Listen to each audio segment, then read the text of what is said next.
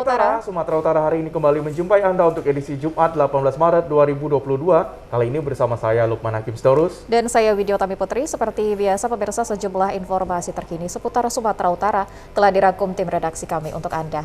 Dan berikut Sumatera Utara hari ini selengkapnya.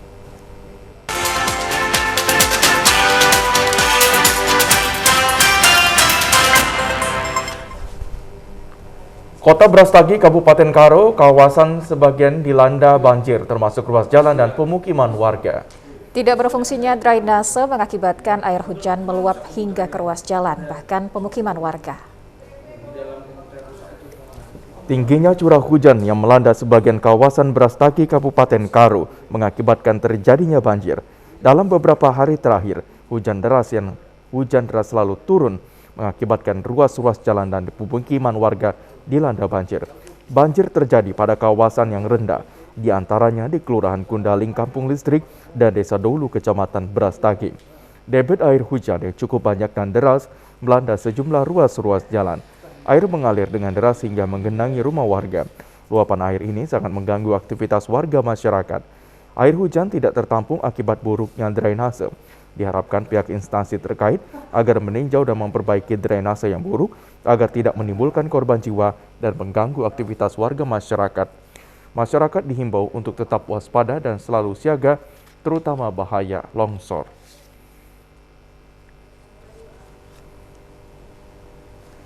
Pemirsa, hujan deras disertai cuaca ekstrim pada wilayah Kota Pematang Siantar beberapa minggu terakhir mengakibatkan meluapnya Sungai Bahbolon dan menimbulkan longsor. Longsor terjadi akibat tergerus air sungai yang meluap, membuat beberapa rumah warga yang berada dekat aliran Sungai Bahbolon terancam rubuh. Beginilah kondisi longsor yang terjadi di daerah aliran Sungai Bahbolon, Kecamatan Siantar Timur, Kota Pematang Siantar yang terjadi kemarin akibat hujan deras yang membuat tingginya volume air yang mengalir di sungai hingga menggerus tanah. Akibat tergerus air sungai terjadi longsor, sebanyak 9 unit rumah warga yang berada dekat dengan aliran Sungai Bahbolon ini terancam rubuh. Camat Siantar Timur Saiful Rizal mengatakan ia telah melaporkan longsor ini kepada Badan Penanggulangan Bencana Daerah BPBD Kota Pematang Siantar agar segera ditangani karena lokasi longsor ini adalah daerah pemukiman padat penduduk. Kecamatan sudah mengirimkan surat ke BPBD Kota Pematang Siantar di mana kami memohon untuk bisa ditanggulangi dengan segera agar tidak terjadi bencana yang lebih parah lagi karena sudah sangat dekat sekali posisi longsor dengan perumahan penduduk di sana. Saat ini longsor telah meluas hingga ke depan salah seorang rumah warga sehingga pemilik rumah tidak berani tinggal di dalam rumah dan telah mengungsi ke rumah kerabat.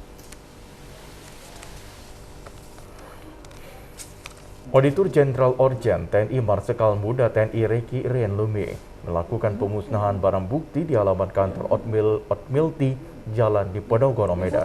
Pemusnahan barang bukti berupa narkotika jenis sabu-sabu dan pemusnahan senjata api rakitan.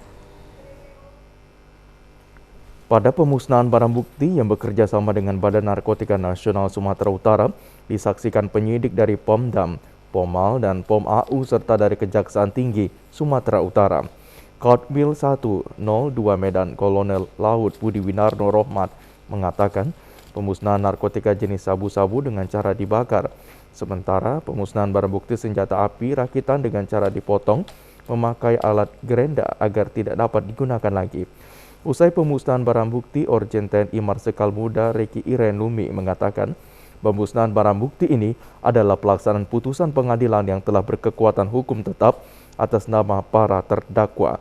Dikatakan pemusnahan barang bukti diantaranya narkotika jenis sabu seberat 4.156,57 gram, beserta peralatan berupa bom, plastik klip, handphone, serta alat tes urin dari berbagai merek.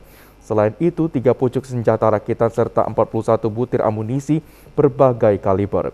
Orjen Marsikal Muda TNI Reki Irian Lumi mengatakan, pemusnahan barang bukti merupakan salah satu upaya agar seluruh pimpinan TNI dan segenap prajurit TNI serta masyarakat tahu bahwa barang bukti yang disita benar-benar dimusnahkan sebagai bagian dari implementasi zona integritas, yaitu berupa kehati-hatian dalam menjaga dan menyimpan barang bukti.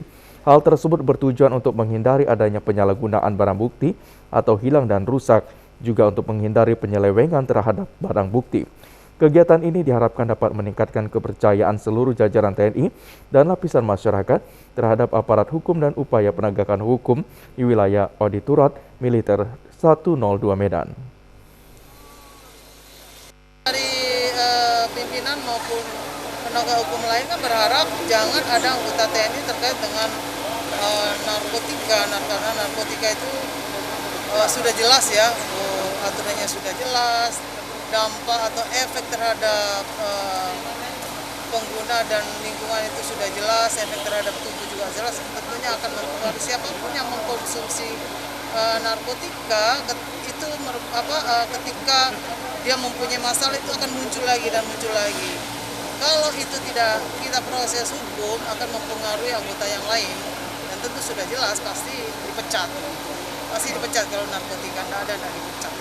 Kalau untuk tentunya putusan-putusan yang baru bukan putusan-putusan yang lama kan sudah diadakan pemusnahan supaya tidak menjadi beban di Otmil ataupun Otmil karena kalau terlalu lama juga kita pun mendapat teguran tidak dimusnahkan.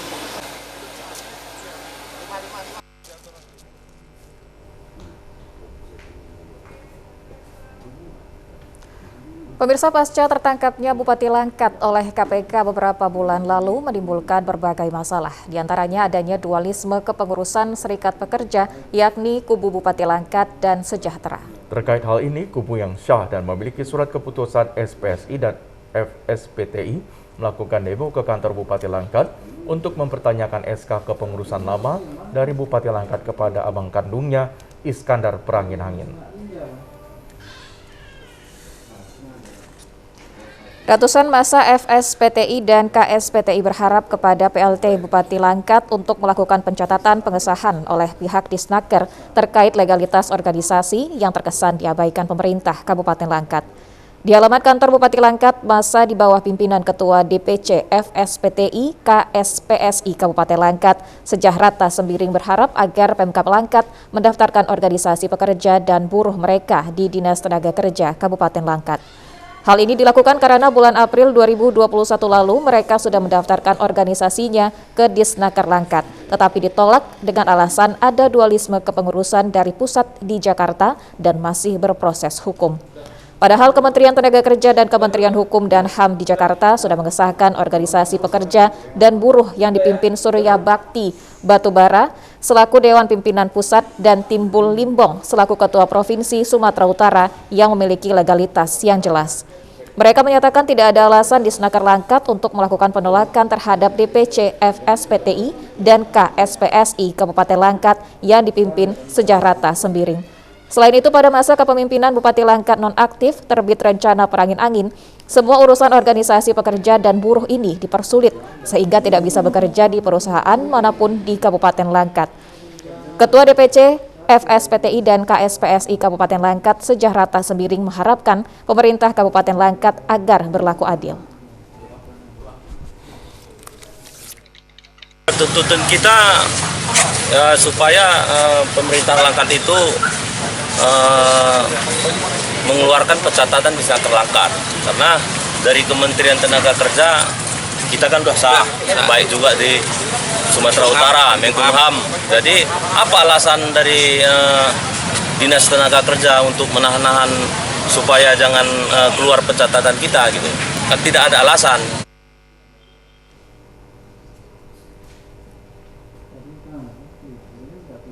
Ya, saudara, terkait kerapnya bencana di wilayah Kepulauan Nias dan maritim pantai barat Pulau Sumatera akhir-akhir ini membuat berbagai pihak meningkatkan koordinasi. Dengan adanya koordinasi ini, maka pelatihan pencarian dan pertolongan terhadap korban bencana dilakukan.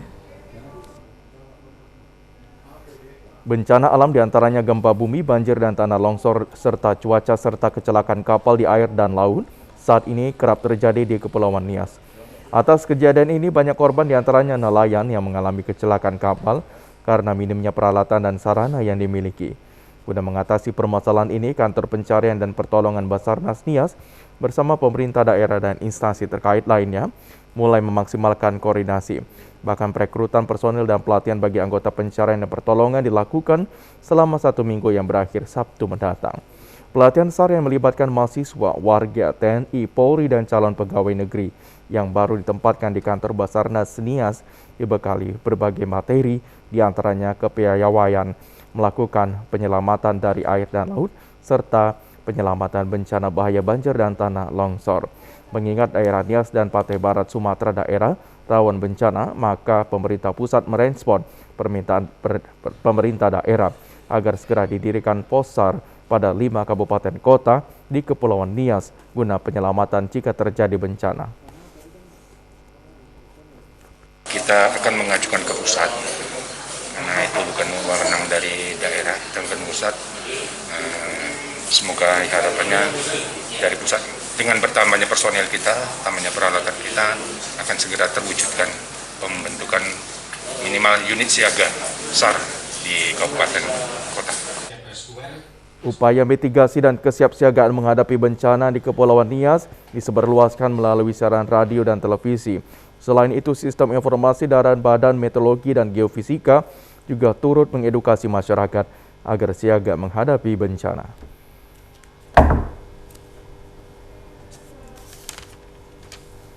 Pemirsa, sepekan menjabat Kejati Sumut, Idianto telah menahan 4 terdakwa dugaan korupsi dana COVID-19. Dalam waktu dekat, berkas akan dikirim ke Pengadilan Tipikor Pengadilan Negeri Medan untuk disidangkan.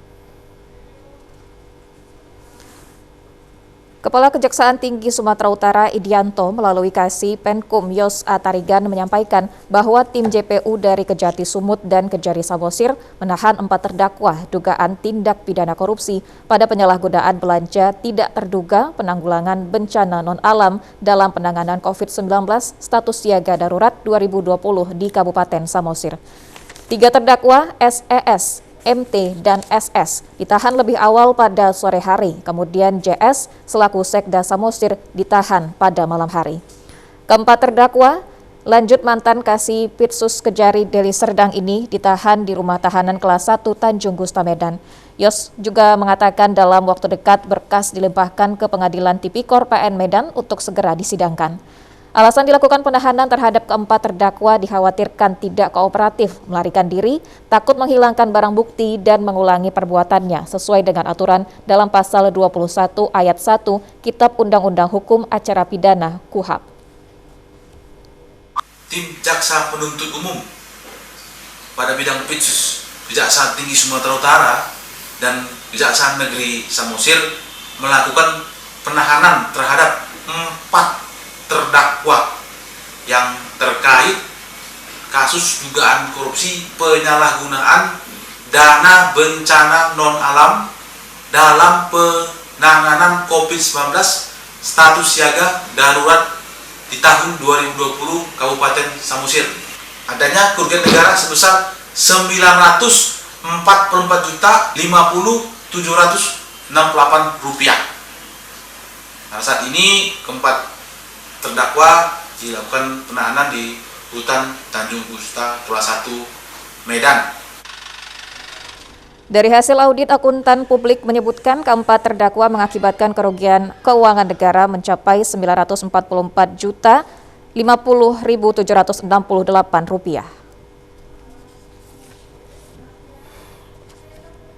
Usai jeda pariwara berikut ini, Sumatera Utara hari ini akan segera kembali. Tetaplah bersama kami.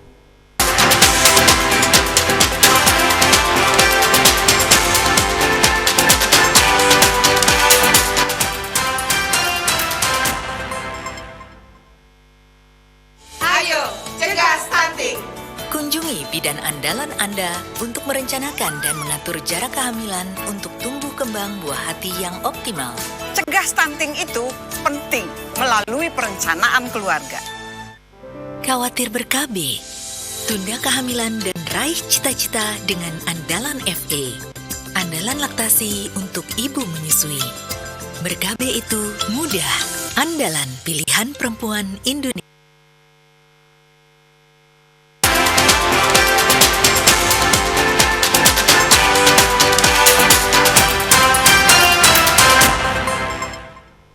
Terima kasih Anda masih menyaksikan Sumatera Utara hari ini. Pemirsa, profesi wartawan memiliki peranan penting memberikan informasi dalam mendukung program pemerintah sehingga percepatan pembangunan dapat terwujud dengan baik. Wartawan juga sebagai mitra strategis pemerintah untuk percepatan pembangunan harus berperan aktif memberikan informasi yang baik dan membangun guna mewujudkan Sumatera Utara bermartabat.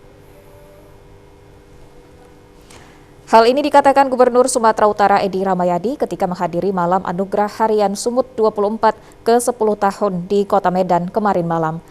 Guna mendukung percepatan pembangunan di tengah pandemi COVID-19, profesi wartawan memiliki peranan penting memberikan informasi yang membangun kepada masyarakat. Dengan menjunjung nilai kejujuran sebagai profesi, wartawan dalam menyampaikan informasi agar bersinergi bersama pemerintah untuk membangun masyarakat yang cerdas di Sumatera Utara. Gubernur Sumatera Utara Edi Rahmayadi mengatakan dalam menjalankan program pemerintah dibutuhkan peranan wartawan sebagai sosial kontrol untuk memberikan informasi dan pengetahuan kepada masyarakat, termasuk masukan guna percepatan pembangunan Sumatera Utara yang lebih baik serta bermartabat.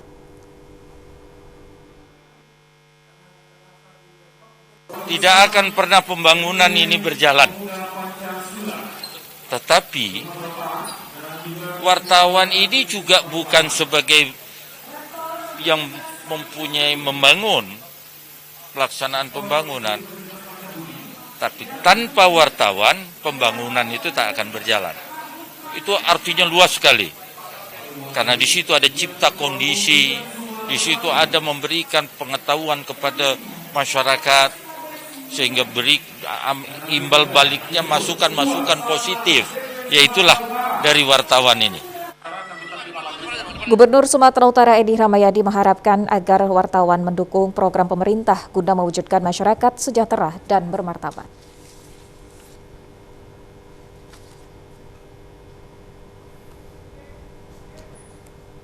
Ya. Gubernur Sumatera Utara Edi Rahmayadi mengharapkan Sumatera Utara dapat melahirkan insan perkebunan yang ahli melalui Institut Teknologi Sawit Indonesia. Jika semakin banyak para ahli yang mampu mengelola perkebunan sawit yang ada di Sumatera Utara, maka akan mampu menjadikan Sumut lebih maju dan sejahtera. Gubernur Sumatera Utara Edi Rahmayadi mengatakan Sumatera Utara adalah salah satu daerah yang memiliki lahan sawit terbesar, sehingga sangat membutuhkan para ahli yang mampu mengelola sawit dari hulu ke hilir. Dikatakan saat ini upaya yang harus dilakukan Institut Teknologi Sawit Indonesia, Sumatera Utara, harus membekali seluruh mahasiswa sehingga benar-benar dapat memanfaatkan peluang besar dalam hal perkebunan. Gubernur Sumatera Utara berjanji akan mendukung kemajuan Institut Teknologi Sawit Indonesia agar benar-benar dapat berkontribusi dalam pengembangan dan kemajuan industri kelapa sawit yang ada di Sumatera Utara. Untuk menjadikan seluruh lulusan siap pakai, Edi Rahmayadi berharap lembaga pendidikan harus melakukan koordinasi dengan pihak user atau perusahaan, sehingga apa yang menjadi harapan dan kualifikasi dapat dipersiapkan dan dipenuhi. Gubsu berpesan agar lembaga pendidikan tinggi di Sumut terus berbenah sehingga dapat menjadi sumber daya manusia yang unggul dan berdaya saing. Harus memandang secara objektif. Kebutuhan kita apa? Untuk itu ini kokinya. Kita memasak, kita ibaratkan makanan. Kita masak, maunya menunya apa? Sehingga kita bisa pasti hasil didik ini menjawab kebutuhan. Konkret, dilakukan dari mulai hulu sampai ke hilir. Itu ditangani dengan profesional, orang-orang di bidangnya. Dan pastinya wilayah dilibatkan untuk serentak menjadikan satu visi dalam mengelola sawit ini. Saat ini devisa yang terbesar di Indonesia adalah sawit. Direktur Holding PTPN Abdul Ghani mengatakan, untuk mewujudkan apa yang menjadi harapan Gubernur Sumatera Utara, PTPN yang ada di Sumut siap memberikan dukungan penuh kepada Institut Teknologi Sawit Indonesia. Saat ini di ITSI mendidik mahasiswa tidak hanya siap bekerja, namun diajarkan bagaimana menjadi entrepreneur sejati. Abdul Ghani meyakini dengan kerja keras dan melakukan segala upaya, ITSI akan siap mendukung pembangunan di Indonesia. Sengaja kita launching hari ini adalah dalam rangka mendukung industri maupun terutama petani sawit di Indonesia. Kita tahu kelapa sawit adalah komoditi yang unggulan dan komoditi yang memiliki daya saing untuk Indonesia. Masa depan Indonesia ada masa depan kelapa sawit. Ketika kelapa sawit kita berdayakan, maka Indonesia akan mendapatkan devisa yang besar, yang bersifat sustainable. Kita juga bisa memenuhi kebutuhan pangan dan energi. Jangan lupa, energi adalah bagian penting dari kelapa sawit karena kelapa sawit bisa dibuat green diesel 100% untuk bahan bakar. Jadi ITSI adalah dalam rangka itu. Dengan mulai pendidikan vokasi dari mulai S1, D4, D3, maka nanti kita dari lulusan ITSI akan mengisi seluruh profesional di industri kelapa sawit maupun menjadi petani-petani tangguh di kemudian hari. Jadi ITSI akan mendukung industri kelapa sawit di Sumatera Utara dan di Indonesia. Setelah ini izin ya Pak, kita akan merekam video. Sawit yang ada di Sumut, pengelolaan kelapa sawit dari hulu hingga hilir dapat terwujud di Sumatera Utara.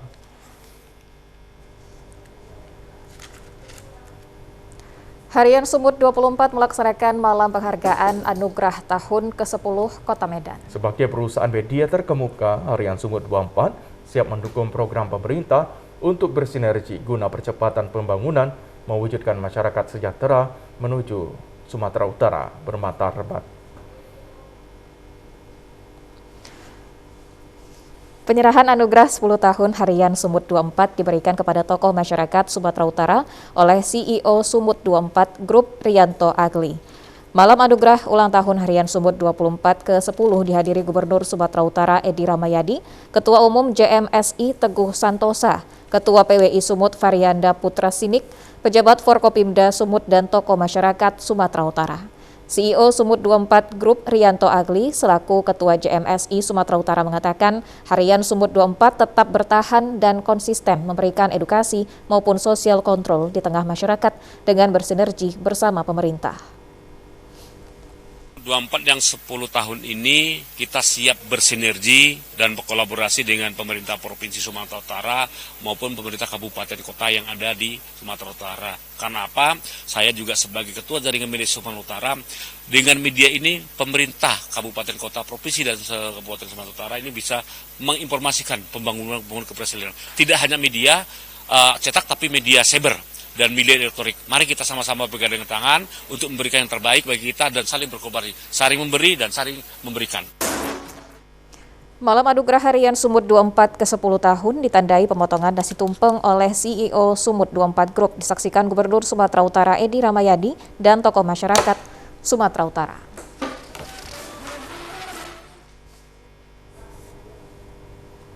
Saudara, generasi Qur'ani adalah generasi yang menjadikan Al-Quran sebagai pedoman hidup. Hidupnya yang tercermin sebagai pembeda terhadap generasi lainnya. Generasi Qur'ani juga sebagai upaya untuk mewujudkan masyarakat Qur'ani. Khataman Al-Quran Perguruan Al-Azhar Medan dan Ar-Rahman Percusetuan sejak awal pembelajaran telah mengembangkan pengajaran Al-Quran kepada siswa dengan target mampu membaca dan menghafal Al-Quran. Untuk merealisasikan tujuan tersebut, Perguruan Al-Azhar telah mendirikan lembaga pendidikan penghafal Quran dan telah melahirkan siswa-siswi yang hafiz dan hafizah Quran. Hal itu dikatakan pembina Yayasan Hajar Rahman Nasution pada Khataman Quran Akbar yang diikuti sebanyak 536 siswa dari tingkat SD hingga SMA Perguruan Al-Azhar Medan dan Ar-Rahman Percusetuan. Pembina Yayasan Hajar Rahman Nasution Haji Hidayat Nasution mengatakan, kegiatan ini merupakan program perguruan setiap tahun yang mewajibkan setiap siswa yang akan mengakhiri pendidikannya mulai dari tingkat SD hingga SMA harus khatam Al-Quran sekaligus sebagai komitmen perguruan dalam melahirkan alumni yang bukan saja berprestasi di mata pelajaran tetapi juga lancar dalam membaca Al-Quran. Anak-anak mengalami kemajuan pembacaan menjadi tahfiz ya Qurannya, dari yang sebelumnya belum ada membaca tahfiznya menjadi 1, 2 dan sekarang udah maksimal itu sudah yang paling banyak itu 22 juz untuk melekatkan anak-anak membaca Al-Quran untuk kedepannya. Setiap hari dia tidak akan lupa membaca Al-Quran. Dan supaya di dalam kehidupannya sehari-hari dia tetap bisa mengamalkannya untuk di masyarakat umum. Kepala Kantor Kementerian Agama Kota Medan Impun Siregar mengapresiasi Ketua Yayasan Hajah Rahman Nasution karena membuat lembaga pendidikan penghafal Al-Quran. Ketua Yayasan Hajah Rahman Nasution, Hajah Riza Novida mengatakan, di masa pandemi pembelajaran di perguruan Al-Azhar tetap berlangsung meski dilakukan secara daring baik pelajaran sekolah maupun membaca Al-Quran. Dikatakan dengan mencintai Al-Quran, para siswa semakin memahami ajaran Al-Quran dengan baik dan mengembangkannya kepada keluarga, teman, maupun masyarakat. Kami dari Yayasan Hajah Rahman Nasution, baik anak yang melaksanakan secara daring maupun luring di masjid yang Ar-Rahman di perguruan Al-Azhar ini, mudah-mudahan semangat mereka menjadi anak-anak pencinta Al-Quran untuk kedepannya, membawa mereka menjalani kehidupan yang lebih baik lagi untuk masa depan mereka, untuk mencintai Al-Quran dan membiasakan diri membaca Al-Quran di masa-masa yang akan datang. Mudah-mudahan anak-anak yang berkhatam tahun ini mendapat kelulusan 100%, baik masuk ke jenjang-jenjang berikutnya maupun ke perguruan-perguruan tinggi yang terbaik di Sumatera Utara khususnya, maupun secara nasional dan internasional, insya Allah. Pada khataman Al-Quran diberikan sertifikat sebagai kelulusan bagi siswa-siswi Al-Azhar. Seluruh orang tua murid mengaku sangat senang melihat anak-anak mereka sudah khatam Al-Quran.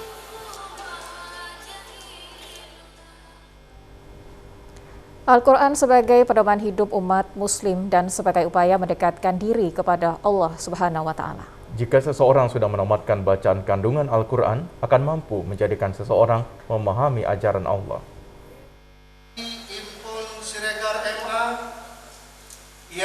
Hal itu disampaikan Al-Ustadz Latif Khan pada khataman Al-Quran di perguruan Al-Azhar Medan yang dilakukan baru-baru ini.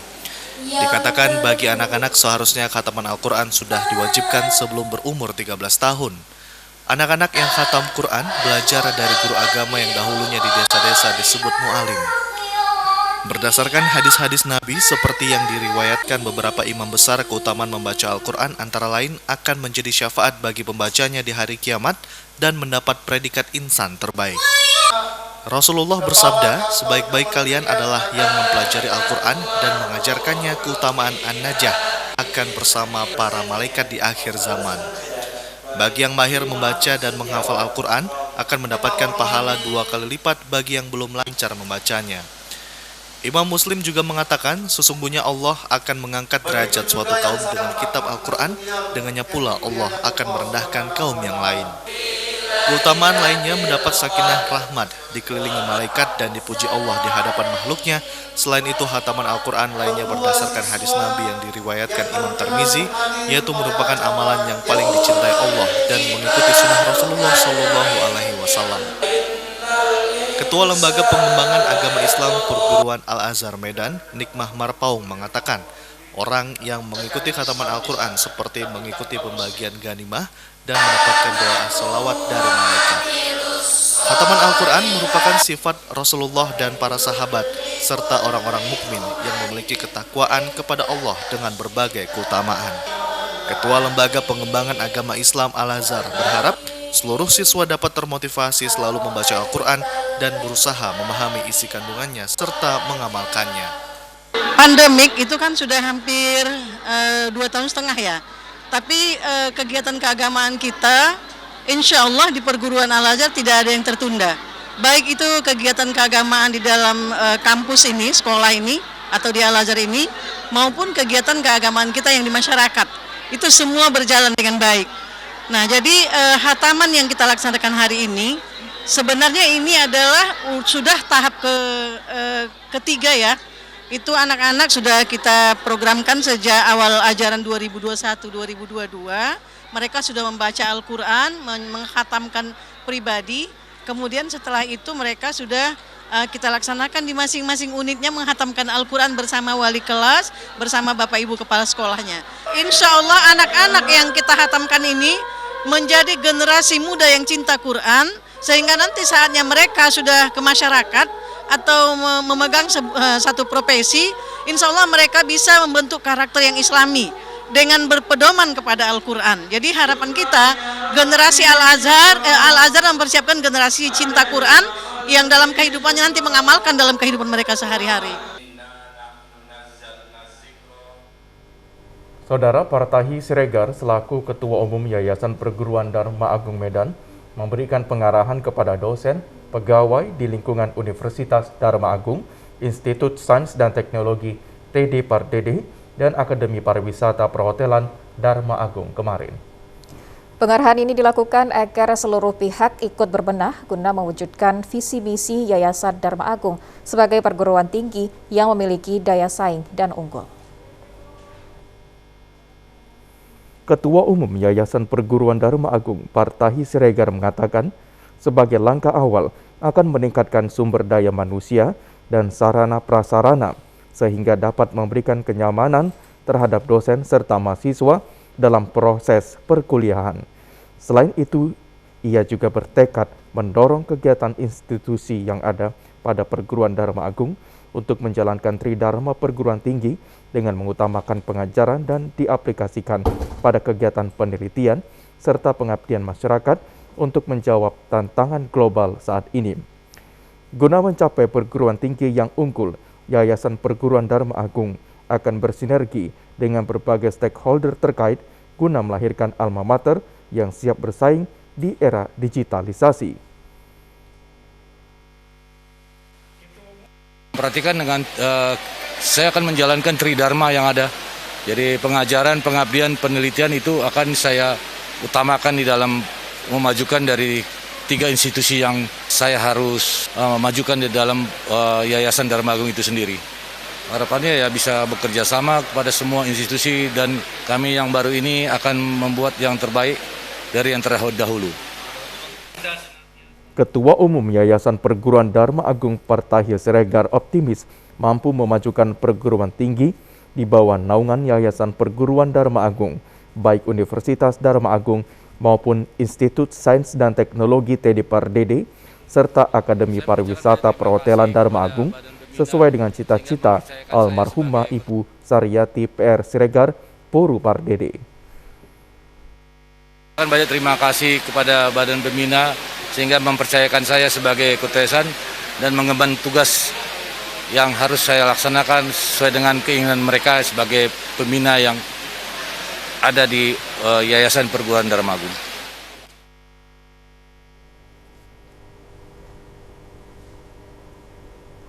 Ya, pemirsa, beragam informasi menarik lainnya masih akan kami hadirkan usai jeda berikut. Tetaplah bersama kami.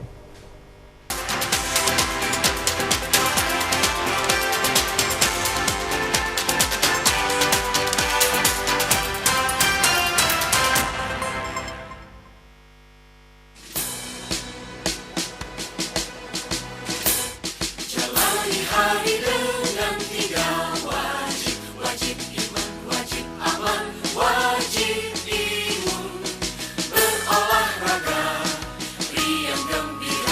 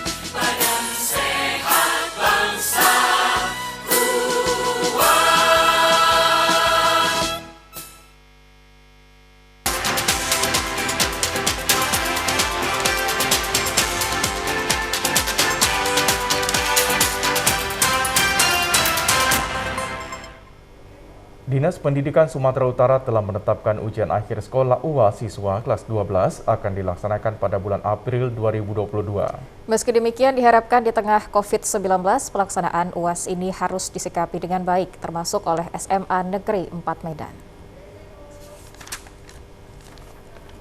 Sebanyak 386 siswa kelas 12 terdiri atas siswa jurusan IPA dan IPS akan mengikuti UAS tahun ajaran 2021-2022. Jelang pelaksanaan UAS yang akan dilaksanakan pada 18 hingga 26 April, telah melaksanakan ulangan harian, bulanan, dan ulangan tengah semester, serta ulangan semester yang sedang dan masih berlangsung di sekolah yang berada di Jalan Gelas, Medan Petisa. Pada UAS akan diujikan sebanyak 14 mata pelajaran, baik untuk siswa jurusan IPA maupun siswa jurusan IPS, termasuk ujian praktek. Sementara pelaksanaan UAS diserahkan oleh Dinas Pendidikan Sumatera Utara kepada satuan pendidikan masing-masing, apakah diterapkan dengan berbasis kertas atau berbasis Android. Kepala SMA Negeri 4 Medan, Dr. Andes Rianto Sinaga mengatakan, SMA Negeri 4 Medan, guru maupun siswa telah siap menyambut pelaksanaan UAS pada bulan April 2022. Karena segala persiapan baik sarana maupun prasarana yang dibutuhkan telah disediakan, termasuk kesiapan siswa dalam menjawab soal. Bahkan pada situasi pandemi COVID-19 berdasarkan pengalaman tahun sebelumnya dengan situasi yang sama, maka diharapkan UAS tahun ini akan berlangsung sesuai dengan rencana atau program sekolah. Di SMA Negeri 4 Medan, pada pelaksanaan UAS tahun ini juga tetap membuat prosedur operasional standar. Kita sudah melakukan persiapan-persiapan untuk mensukseskan acara ujian-ujian tersebut. Misalnya ujian semester ini kita laksanakan pada tanggal 10 sampai 16, tetapi berdasarkan kondisi setempat kita melaksanakannya mulai tanggal 9 lalu dan berakhir itu tanggal 19 atau hari ini. Jadi hari ini masih ada beberapa kelas yang tengah melaksanakan ujian tersebut. Kemudian kita juga sudah melakukan persiapan-persiapan yang seharusnya kita lakukan untuk menghadapi UAS. UAS itu sesuai dengan petunjuk dilaksanakan pada tanggal 18 sampai 26 April. Jadi kita buat dua skenario berdasarkan situasi yang ada. Kalau memang nanti pemerintah menetapkan bahwa kita sudah tatap muka, kita sudah siapkan soal-soal yang hubungannya dengan tatap muka. SMA Negeri 4 Medan, pelaksanaan ulangan semester kelas 12 dimulai sejak 9 Maret hingga 19 Maret berlangsung dengan baik. Pelaksanaan ulangan semester ini secara teknis diserahkan kepada guru mata pelajaran dengan kehadiran siswa 50% atau dilaksanakan secara bergelombang dengan soal ulangan yang berbeda materi mengantisipasi kebocoran soal. Sementara untuk siswa kelas 10 dan 11 tetap melaksanakan pembelajaran tatap muka terbatas PTMT secara bergelombang dengan materi seluruh materi mata pelajaran. Untuk siswa kelas 10 dan 11 saat ini juga mengikuti ulangan formatif yang secara teknis pelaksanaannya diserahkan kepada guru mata pelajaran masing-masing.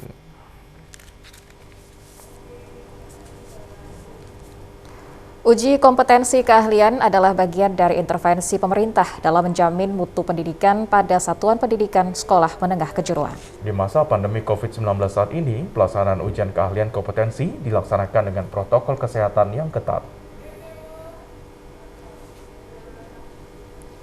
Siswa Sekolah Menengah Kejuruan Negeri 10 Medan dipersiapkan mengikuti ujian kompetensi keahlian UKK yang akan berlangsung pada tanggal 4 sampai 16 April mendatang secara tatap muka. Sedangkan ujian akhir sekolah dilaksanakan secara daring. Guna mempersiapkan siswa mengikuti UKK, pihak sekolah menggelar pra-UKK. Kepala Sekolah SMK Negeri 10 Robert A. Lesbata didampingi Wakasek Bidang Kurikulum SMK Negeri 10 Medan Wilma Handayani mengatakan, dengan pelaksanaan pra-UKK, siswa akan paham dalam pelaksanaan ujian meskipun belum menyertakan penguji dari luar sekolah dunia industri. Sedangkan saat pelaksanaan UKK nanti akan ada penguji dari internal dan eksternal. Sementara pra-UKK belum menghadirkan penguji eksternal, masih melibatkan guru produktif. Pelaksanaan UKK akan dilaksanakan secara tatap muka, sedangkan siswa yang UKK di program keahlian kecantikan yang memerlukan model dalam pelaksanaan secara tatap muka. Siswa yang UKK di program keahlian kecantikan yang memerlukan model dalam pelaksanaan ujian harus sudah vaksin, sedangkan pelaksanaan ujian ada pembatasan dalam kelas dengan jumlah peserta mencapai 364 siswa dengan masing-masing jurusan beda tempat. Pelaksanaan ujian tetap disesuaikan dengan kriteria prokes, sedangkan jurusan tata boga, semua penguji dari luar eksternal yang memiliki sertifikat aksesoris disahkan oleh pemerintah. Tanpa sertifikat kompetensi tidak bisa menjadi penguji. UKK secara mandiri tetapi tetap kerjasama dengan mitra sekolah selaku penguji. Nilai UKK akan memastikan para lulusan itu kompeten sesuai dengan jurusan yang mereka ikuti selama 3 tahun belajar di sekolah. Bagi siswa yang kurang dalam penguasaan akan diberikan bimbingan secara khusus dan menyampaikan kepada orang tua siswa agar mereka mengetahui tingkat kemampuan anak dalam pembelajaran, terutama memasuki masa akhir sekolah. TVRI sebagai lembaga penyiaran publik sangat berperan dalam menyiarkan beragam program, diantaranya budaya yang jarang disaksikan pemirsa pada media elektronik lainnya. Kepedulian TVRI Sumut dalam menampilkan beragam budaya di Sumatera Utara mendapat penghargaan dari Ketua Gerbang Malai Kabupaten Langkat, Adanur.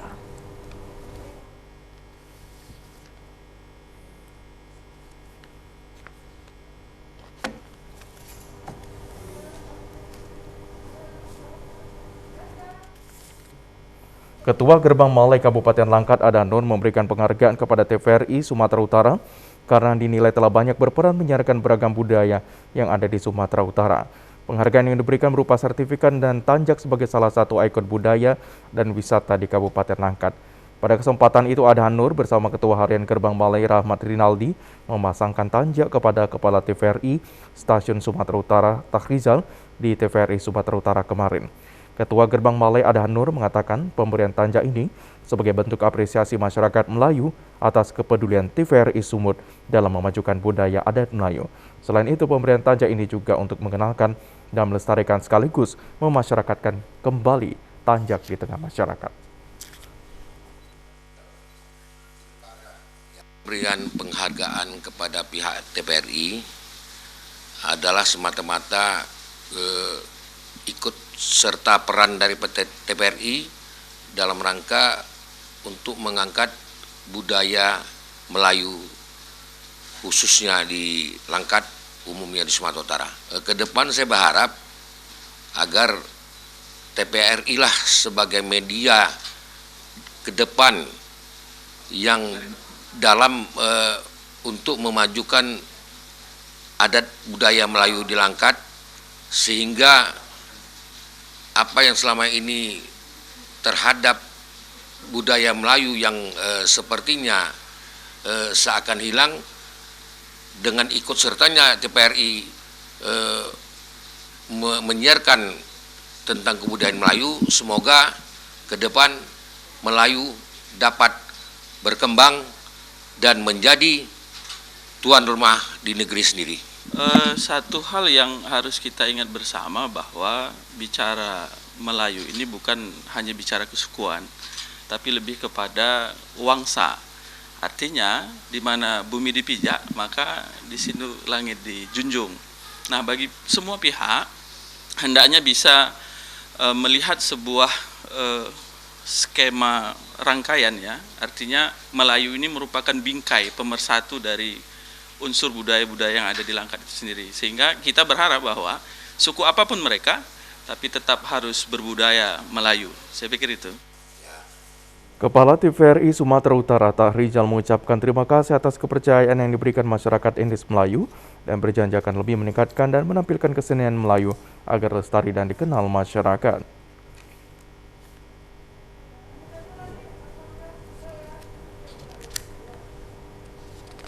Satuan Reserse Kriminal Satreskrim Pekanbaru Provinsi Riau membatalkan 1.080 liter minyak goreng yang dikemas dalam 45 kotak yang masing-masing kotak berisi 24 liter yang satu kemasan berisi 1 liter.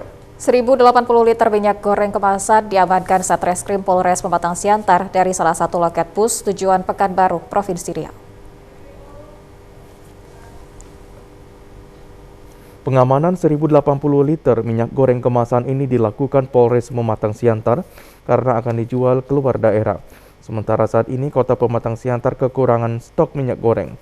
Kasat Reskrim Polres Pematang Siantar AKP Banuara Manurung mengatakan, selain mengamankan 1.080 liter minyak goreng, pihaknya mengamankan seorang wanita warga Kabupaten Simalungun, pemilik dari 1.080 liter minyak goreng. Mengamankan minyak goreng sebanyak 1.080 ya, 1.080 kotak di Kota Siantar. Ya, rencananya akan mau di Pekanbaru ya. Atas informasi dari masyarakat, ternyata pemiliknya adalah orang Simalungun. Setelah melakukan koordinasi dengan Satgas Pangan Kota Pematang Siantar dan Kabupaten Simalungun, 1.080 liter minyak goreng ini akan disalurkan kembali kepada masyarakat dengan cara dijual melalui pasar murah. Sementara pemilik minyak goreng tidak dikenakan sanksi pidana karena bersedia menyerahkan minyak goreng ini untuk disalurkan kepada masyarakat melalui pasar murah dan membuat pernyataan tidak akan mengulangi kembali perbuatannya.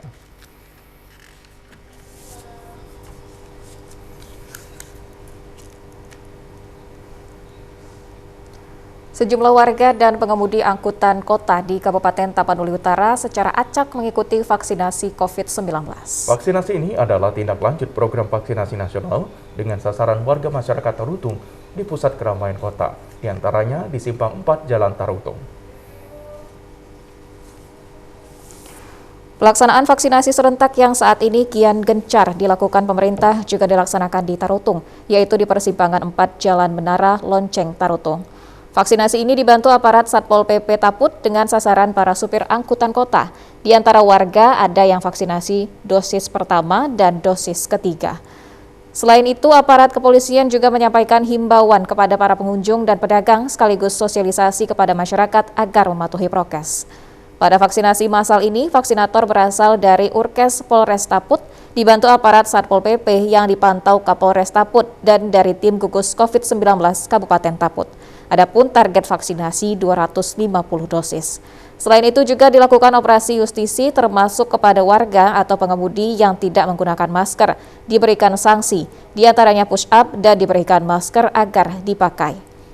Kapolres Taput AKBP Ronald Sipayu mengatakan dalam penanggulangan COVID-19 pada wilayah hukum Polres Taput dilaksanakan vaksinasi COVID-19 diantaranya pada pusat keramaian di di Tarutung. Operasi justisi pada hari ini semakin meningkatkan kesadaran masyarakat untuk selalu taat dan mematuhi protokol kesehatan, dan yang kedua juga untuk mempercepat dan akselerasi terhadap kegiatan dan capaian vaksinasi di wilayah Tapanuli Utara, sehingga kita berharap masyarakat Tapanuli Utara secara umum dan seluruh warga masyarakat bisa terhindar dan bisa mencegah terkonfirmasi atau terpapar dari COVID-19.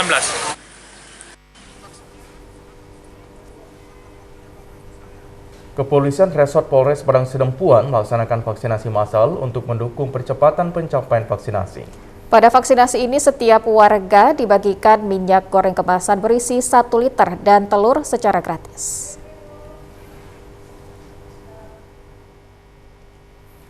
Kepolisian Polres Padang Sidempuan gencar melaksanakan percepatan vaksinasi massal yang digelar di halaman Bolak Kota Padang Sidempuan. Kegiatan vaksinasi ini terus dilaksanakan dalam upaya percepatan pencapaian vaksinasi sekaligus mempercepat pembentukan kekebalan tubuh bagi warga yang berada di wilayah hukum Polres Padang Sidempuan. Saat ini warga masyarakat yang telah vaksinasi di Kota Padang Sidempuan untuk dosis kedua sekitar 68,72%. Sementara vaksinasi dosis pertama sekitar 92,63% dan booster dosis ketiga mencapai 3%. Kegiatan vaksinasi massal ini diikuti warga masyarakat umum dan remaja, serta lansia untuk vaksinasi dosis pertama dan dosis kedua. Vaksinasi ini bertajuk Vaksinasi Serentak Indonesia.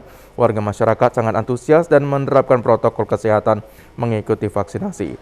Kapolres Padang Sidempuan AKBP Juliani Prihatini mengatakan vaksinasi dosis kedua ini terus dilaksanakan guna mencapai target vaksinasi di atas 70%.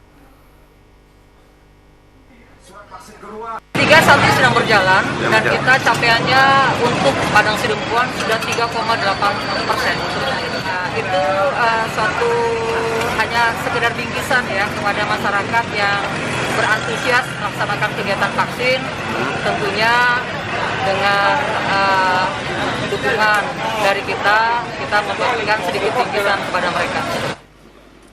Pada vaksinasi ini warga merasa senang karena menerima minyak goreng kemasan 1 liter dan telur secara gratis. Berapa, Kak? Dosis 2?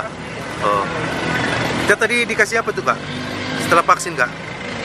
Minyak, Kak? Dengan dikasih minyak, gimana ini kita, Kak? Hah? Gimana perasaan kita dengan mendapatkan minyak seperti ini, Pak, setelah vaksin? Demikian jumpa kita di Sumatera Utara hari ini. Mewakili kerabat kerja yang bertugas, saya Lukman Hakim Storus. Dan saya Widyotami Putri. Patuhi selalu protokol kesehatan pemirsa dengan memakai masker, menjaga jarak, dan mencuci tangan dengan sabun di air mengalir. Indonesia pulih karena aku. Indonesia pulih karena kamu. Indonesia pulih karena kita. Terima kasih, selamat sore. Sampai jumpa.